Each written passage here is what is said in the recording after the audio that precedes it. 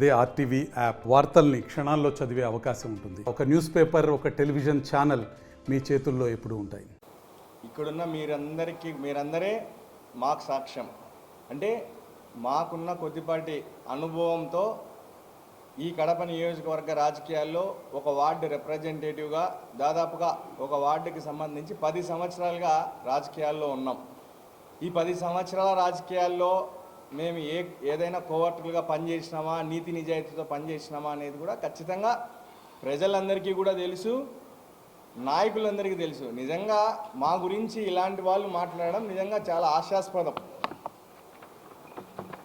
ఇలాంటి వాళ్ళంతా మాట్లాడడము నిజంగా హాస్యాస్పదం.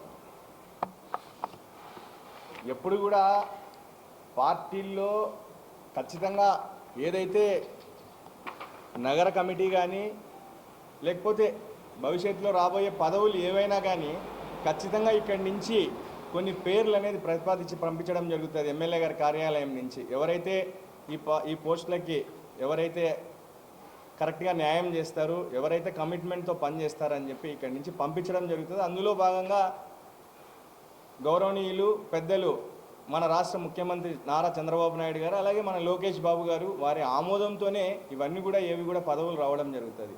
ఇలా ఏదో బురద జల్లే కార్యక్రమం చేయాలి అని చెప్పి రాత్రి ఒక పార్టీతో పగులు ఒక పార్టీతో తిరుగుతా కండువాలు మార్చుకుంటా ఈరోజు మేము సీనియర్లు మాకంటే ఎవరు లేరు అని చెప్పి మాట్లాడడం అనేది ఇవంతా కూడా హాస్యాస్పదం. అలాంటి వాళ్ళ మాటలకి మేము మళ్ళీ వివరణ ఇవ్వాల్సి రావడం నిజంగా బాధాకరం.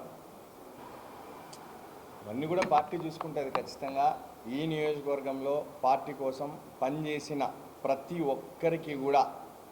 ఒక్కరిని కూడా హక్కున చేర్చుకొని వారి స్థాయిలో పదవులకు ప్రపోజ్ చేయడం అయితేనేమి, వారి స్థాయిలో ఏదైనా పనులు అప్పచెప్పడం అయితేనేమి, పనులు ఇవ్వడం అయితేనేమి, అవన్నీ కూడా చాలా బ్రహ్మాండంగా ఈ నియోజకవర్గంలో జరుగుతూ ఉన్నాయి.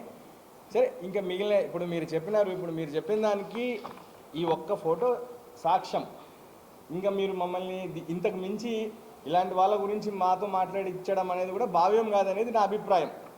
ఇప్పుడు ఈ వ్యక్తులే కదా, ప్రతి ఒక్కరిని ప్రశ్నించిన వ్యక్తులు ఈ వ్యక్తులు మరి పార్టీ పుట్టినప్పటి నుంచి గౌరవనీయులు పెద్దలు ఎన్టీ రామారావు గారి దగ్గర నుంచి ఉన్నప్పుడు మరి మధ్యలో ఈ కండువా ఎక్కడి నుంచి వచ్చింది అనేది కూడా వాళ్ళు చెప్పాల్సిన అవసరం ఉంది.